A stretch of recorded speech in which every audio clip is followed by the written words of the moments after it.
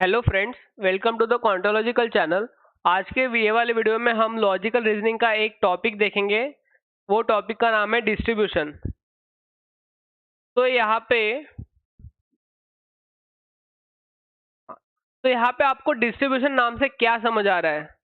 वही ना कि समझो कोई भी आइटम है, कोई भी पार्ट है, जो नंबर ऑफ एन नंबर में इसके पास है, एक पर्सन के पास है। समझो एन नंबर चॉकलेट्स है एक पर्सन के पास, वो बांट रहा है लोगों में। लेकिन जरूरी थोड़ी ना है कि वो सब लोगों को एक एक ही चॉकलेट बांटेगा। किसी को 2 बांटेगा, किसी को 3 बांटेगा, किसी का वो करीबी होगा तो उसको ज्यादा बांटेगा। तो ये वाले मॉड्यूल में हमको यही करना है कि ये जो चॉकलेट है ना, चॉकलेट मतलब उसके जगह पे कोई भी एक आइटम हो सकता है। तो कौन से पर्सन को कितने चॉकलेट मिले यही निकालना है इसमें, बस कुछ नहीं। इसके लिए आपको कुछ लॉजिक दिए रहेंगे, वो आपको पुट करना है, एक कॉलम में बनाना है और आपका आंसर आ जाता है। इतना सिंपल है ये बोलने के लिए, लेकिन जैसे जैसे हम क्वेश्चन सॉल्व करेंगे वैसे वैसे आपको और कंसेप्ट ज़्यादा अच्छे से क्लियर होंगे। पहले ये वाले वीडियो में तो हम आपको सिर्फ ज़्यादा से ज़्यादा कंसेप्ट पे ही ध्यान रखेंगे। ये वाले वीडियो में हम आपको सिर्फ और सिर्फ कंसेप्ट ही बताएंगे, डिस्ट्रीब्यूशन के प्रॉब्लम्स कैसे सॉल्व किए जा सकते हैं उसके ऊपर। राइट, तो बढ़ते हैं आगे। यस, ये what is distribution in logical reasoning, यही हमने बताया। डिस्ट्रीब्यूशन प्रॉब्लम इन्वॉल्व्स असाइनिंग और distributing a set of objects, people और item among different person, group, boxes, rooms, teams, extra. ये वही है जो मैंने चॉकलेट वाला बताया था, बस उसके जगह पे यहाँ पे लिखा है सेट ऑफ ऑब्जेक्ट्स, पीपल और item among different person, groups, boxes, rooms, teams, extra. ये थोड़ा स्टैंडर्ड वाला डेफिनेशन है, लेकिन आपके हिसाब से मैं बोलूंगा कि लॉजिक वाला ही डेफिनेशन आप याद रखो। वैसे भी डेफिनेशन याद रखने की कुछ गरज नहीं है। नेक्स्ट, फॉर एग्जाम्पल जैसे हम ये सॉल्व करते हैं, एक सिंपल सा प्रॉब्लम दिया है। जैसे 5 बुक्स, कि कौन से बुक्स है, A B C D E, ये 5 बुक्स है, have to be distributed among 3 students.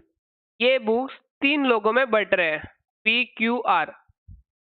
लेकिन अब किसके पास कौन सी बुक जाएंगी ये आपको आगे वाले कंडीशंस के हिसाब से समझेगा। First, P gets at least 1 book. P के पास एक तो भी बुक है। Q can not get book of A. Q के पास एक भी बुक नहीं, मतलब ए नंबर की बुक नहीं है, ए नाम की। इफ पी गेट सी, मतलब पी के पास अगर सी बुक है, then Q must get D. Then Q के पास डी नाम की भी बुक है। R gets exactly 2 books. R के पास 2 बुक्स है, उसके बाद बाकी कुछ नहीं, सिर्फ 2 ही बुक्स है उसके पास। अब 2 यहाँ पे जाएंगी, किसी और के पास एक जाएगा, दूसरे पास दूसरा जाएगा। और यहाँ पे बोला गया है कि क्यू के पास ए नाम का बुक नहीं है, तो ए नाम का बुक या तो पी पे के पास जाएगा या तो फिर आर के पास जाएगा। और आगे क्या बोला है, R gets exactly 2 books. Our job is to determine which distribution is possible, impossible और डेफिनेटली ट्रू। देखो ये तो सिर्फ एक एग्जाम्पल के तौर पे दिया है, ये क्वेश्चन नहीं है।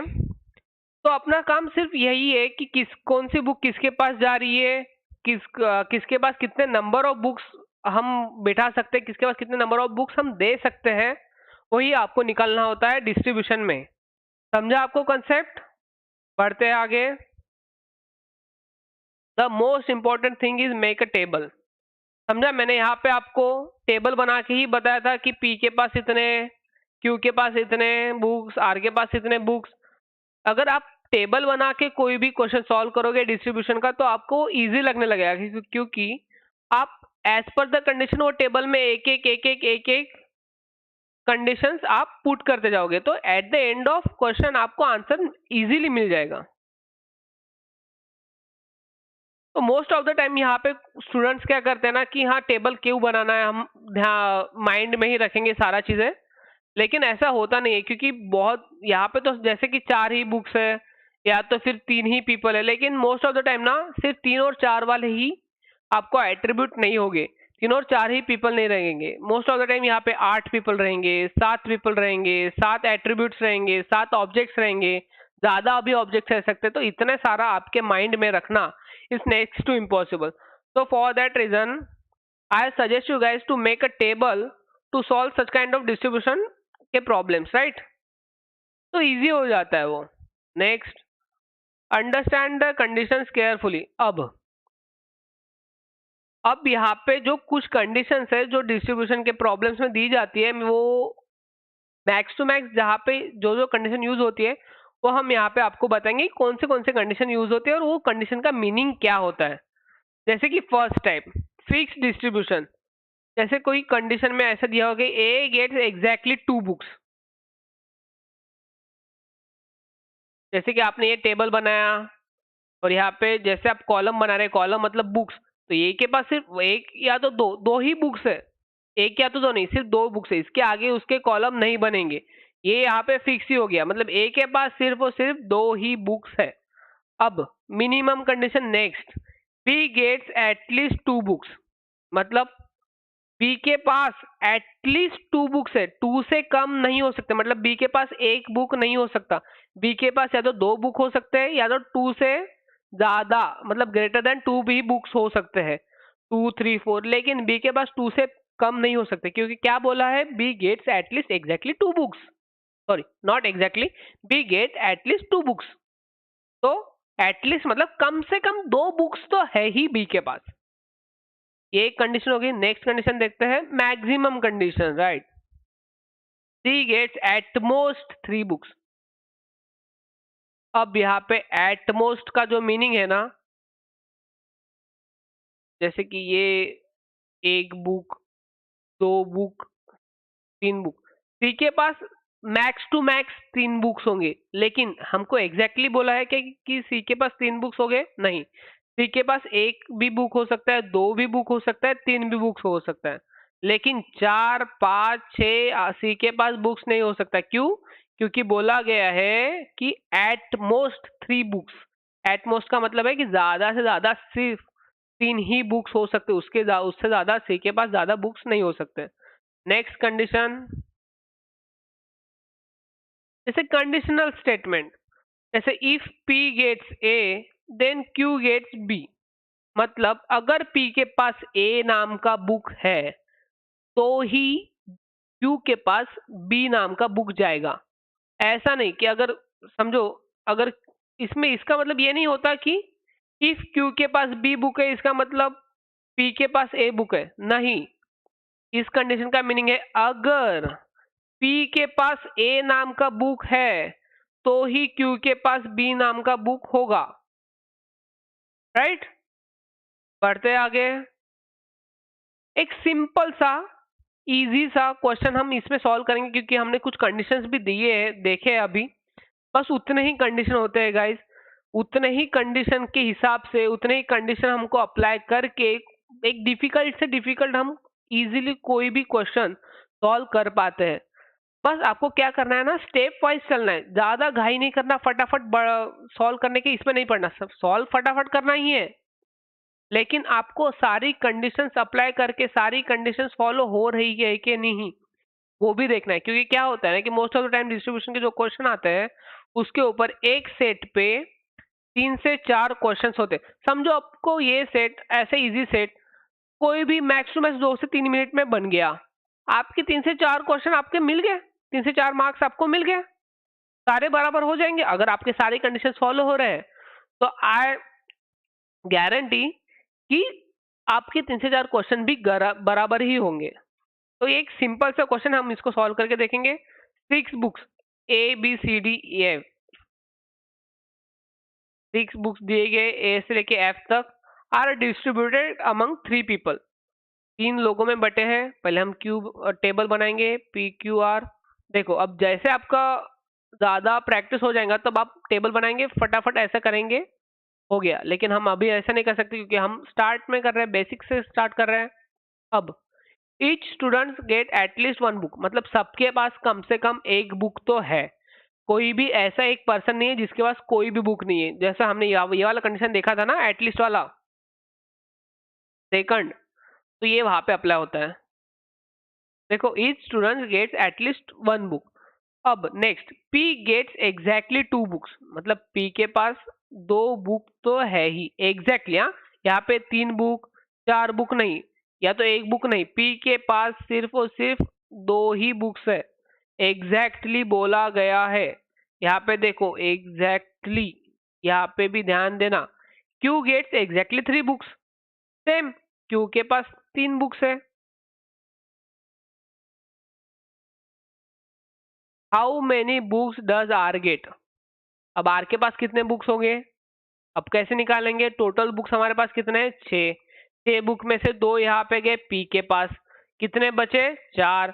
4 में से 3 बुक गए क्यू के पास। अब आर के पास कितने बचा? 4 में से 3 बुक जाने के बाद बचा 1। आर के पास तो 1 ही जाएगा ना, तो आपका आंसर क्या हो गया? तो द आंसर इज 1 बुक, मतलब आर के पास सिर्फ 1 ही बुक है। How many books does R get, ये क्वेश्चन पूछा था, राइट? समझा आपको ये वाले टाइप्स के क्वेश्चंस तो इजी आते हैं? समझा आपको ये सारे सारे कंडीशंस कैसे आपको अप्लाई करने हैं? कुछ नहीं, ये इजी ही है। बस एक और, ये मैक्सिमम जो इम्पोर्टेंट जो वर्ड्स है जो कंडीशन में आते हैं, मोस्ट ऑफ द टाइम लोगों को इसके मीनिंग भी नहीं पता होते हैं, डायरेक्ट क्वेश्चन सॉल्व करते हैं। मैं सजेस्ट करता हूँ कि ऐसे डायरेक्ट क्वेश्चन सॉल्व मत करो। उसके पहले बेसिक जो कंसेप्ट है वो पढ़ो, वो कंसेप्ट मगअप कर लो, वो कंसेप्ट में आप मास्टरी कर लो, फिर ही जाके आप स्टार्टिंग इजी से स्टार्ट करना। कोई भी अगर आप सीधा डिफिकल्ट ही लेवल चॉइस करोगे क्वेश्चन सॉल्व करने का, तो वो वैसा इजीली आपके क्वेश्चन सॉल्व नहीं होंगे।